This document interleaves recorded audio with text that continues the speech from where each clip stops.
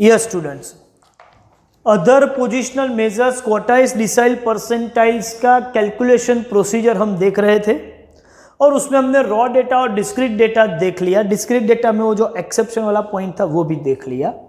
अब हम मूव करते हैं ग्रुप डेटा पर। क्वेश्चन पढ़ते हैं, obtain Q1, Q3, D1 and P82 from the following data. और डेटा जो है वो है साइज एंड फ्रीक्वेंसी। तो साइज जिसको हम बोलेंगे ये हमारे लिए क्लास है, वो है 10 to 20, 20 to 30, 30 to 40, 40 to 50, 50 to 60. Frequencies are 22, 38, 46, 40, 20. Okay, अब क्या करेंगे? ऑब्वियस है, ग्रुप डेटा हो या डिस्क्रीट डेटा हो, नेक्स्ट स्टेप तो आपको क्यूमुलेटिव फ्रीक्वेंसी का ही निकालना पड़ेगा। सो 22 प्लस 38 ये होगा 60, 60 प्लस 46 106, प्लस 40 146, प्लस 20 166। तो ये हो गया टोटल 166। और अब आ जाते हैं रिक्वायरमेंट पे। रिक्वायरमेंट में पहली रिक्वायरमेंट है वैल्यू ऑफ Q1। देखो यहां पर quartile decile percentile group data में निकालना हो तो क्या करेंगे? तो पहले तो फैक्टर वैल्यू निकालेंगे, लेकिन याद रखना है कि ग्रुप डेटा हो तो +1 नहीं करने का, जो हम मीडियन में भी फॉलो करते थे वही ट्रिक यहां पर फॉलो करनी है। +1 नहीं करना है, मतलब जैसे कि ओरिजिनली फैक्टर वैल्यू इस तरीके से का था, j इंटू n+1/4 क्वार्टाइल के लिए, j इंटू n+1/10 डिसाइल के लिए, j इंटू n+1/100 परसेंटाइल के लिए। लेकिन +1 नहीं करना है, इसका मतलब यहां से +1 रिमूव कर दे तो j into n/4, j into n/10 and j into n/100 ये हमारे फैक्टर वैल्यू होंगे। क्वार्टाइल के लिए कौन सा? j इंटू n/4 मतलब 1 इंटू n/4 मतलब 1n/4। तो 1 इंटू 166 डिवाइड बाई 4। चलिए ये फैक्टर वैल्यू कितना आ रहा है वो भी देख लेते हैं। 166 डिवाइड बाई 4 करते हैं तो ये फिगर आ रहा है 41.5। अब चेक करो, cumulative frequency just greater than 41.5। 41.5 से जस्ट ग्रेटर क्या है? 60। तो 60 के अगेंस्ट कोई ऑब्जर्वेशन हो तो सीधा मैं Q1 लिख दूं, लेकिन कोई एक ऑब्जर्वेशन नहीं है, पूरा ग्रुप है, तो ये Q1 नहीं होगा, लेकिन उसको मैं बोलूंगा Q1 क्लास, और Q1 क्लास है 20 to 30। अब Q1 कैसे निकाला जाए सर? देखो इसको मैं यहां पर कंटिन्यूटी में ले लूं तो इसके हिसाब से Q1 का फॉर्मूला, अब हमें फॉर्मूला अप्लाई करना पड़ेगा, क्योंकि मुझे पता चल गया कि Q1 क्लास 20 to 30 है, मतलब Q1 20 से लेके 30 में कहीं पर है, लेकिन एग्जैक्ट वैल्यू क्या है उसके लिए एक फॉर्मूला यूज करेंगे। देखो फॉर्मूला सिंपल सी है, जो मीडियन की फॉर्मूला थी उसी हिसाब से QJ, जैसे मीडियन का फॉर्मूला याद करो तो क्या था? L plus n/2 minus CF upon F into C। तो QJ में भी वही फॉर्मूला L प्लस, लेकिन फैक्टर वैल्यू n/2 के बजाय हो जाएगा JN/4 minus CF upon F into C। अच्छा डिसाइल हो तो L plus JN/10 minus CF upon F into C, और परसेंटाइल हो तो L plus JN/100 minus CF upon F into C। जो भी फैक्टर वैल्यू है उसको यहां रखना है। क्वार्टाइल डिसाइल परसेंटाइल के हिसाब से कुछ अलग अलग फैक्टर वैल्यू हो सकती है। चलिए तो ये Q1 को मैं सॉल्व कर दूं। Q1 means L plus 1n/4 minus CF upon F into C। L means lower boundary point of Q1 class, तो Q1 क्लास है 20 to 30, तो L का वैल्यू 20। 1n/4 ये हमने निकाल कर रखा है 41.5 माइनस CF, तो प्रीसीडिंग क्लास की क्यूमुलेटिव फ्रीक्वेंसी वो है 22, तो यहां मैं रखूंगा 22। फ्रीक्वेंसी का मतलब Q1 क्लास की ही फ्रीक्वेंसी वो 38 है, और C का मतलब है class length of the Q1 class, तो Q1 क्लास 22 30 मतलब क्लास लेंथ 10 है। चलिए मैं इसको सॉल्व करूं, पहले ये फैक्टर सॉल्व करना है, तो पहले काम करेंगे 41.5 माइनस 22, उनको मल्टीप्लाई करना है 10 से और डिवाइड करना है 38 से।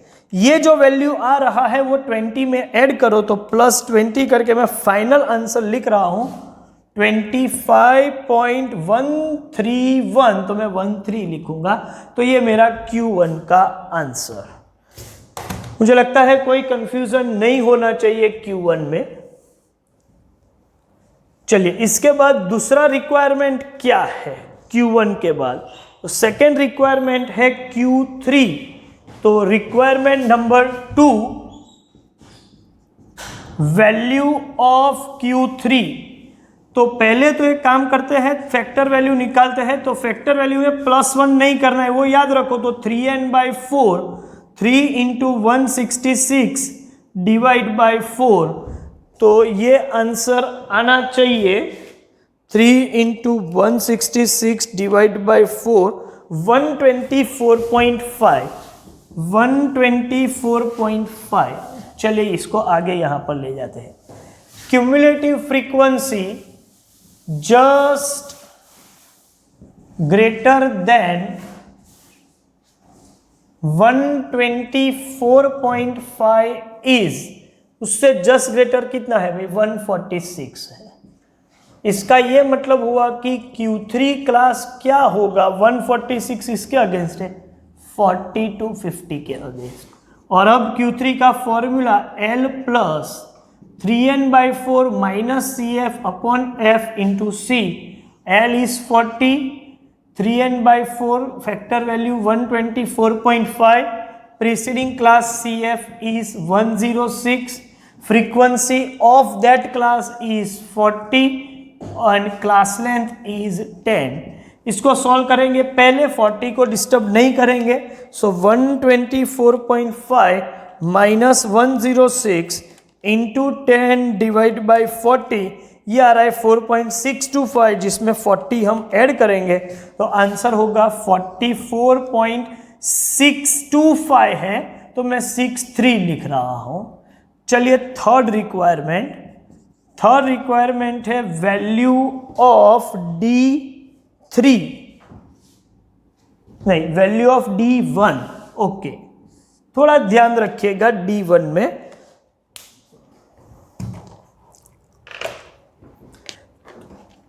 फैक्टर वैल्यू क्या होगा, आप बोलोगे sir 1n/10, 1 into 166 divide by 10, तो ये फिगर आएगा 16.6। अब cumulative frequency just greater than 16.6, अच्छा 16.6 से जस्ट ग्रेटर, तो पहली क्यूमुलेटिव फ्रीक्वेंसी 22 उससे ग्रेटर ही है, तो उसके अगेंस्ट जो क्लास है वो है 10 to 20, तो ये बन जाएगा आपका D1 क्लास 10 to 20। चलिए अब D1 का formula L plus 1n/10 minus CF upon F into C, ध्यान रख लेगा यहां पर ही L का वैल्यू 10 है, 1n/10 फैक्टर वैल्यू 16.6 है। अच्छा प्रीसीडिंग क्लास, अब ये ही पहला क्लास है, इससे प्रीसीडिंग तो कोई क्लास है ही नहीं, यदि होता तो उसकी फ्रीक्वेंसी 0, तो CF भी 0 होती, तो प्रीसीडिंग क्लास CF यहां 0 मान के चलेंगे। फ्रीक्वेंसी 22 और क्लास लेंथ 10, तो 16.6 इंटू 10 डिवाइड बाई 22 और उसमें ऐड करना पड़ेगा 10 को, तो 17.545 है, तो मैं डेसिमल एडजस्ट करके 17.55 लिख रहा हूं। और उसके बाद फोर्थ रिक्वायरमेंट, और फोर्थ रिक्वायरमेंट है value of P32। Okay, P32 है नहीं, P82 है, तो ये लिखते हैं P82। Factor value 82 and divide by 100। 82 को मल्टीप्लाई करना होगा 166 से, डिवाइड बाय 100। चलिए कैलकुलेशन कर लेते हैं। 82 इंटू 166 डिवाइड बाय 100, ये फिगर आ रहा है 136.12। Cumulative frequency just greater than 136.12 से जस्ट ग्रेटर क्या है सर? 146 है। ओके, इसका मतलब P82 क्लास कौन सा हुआ?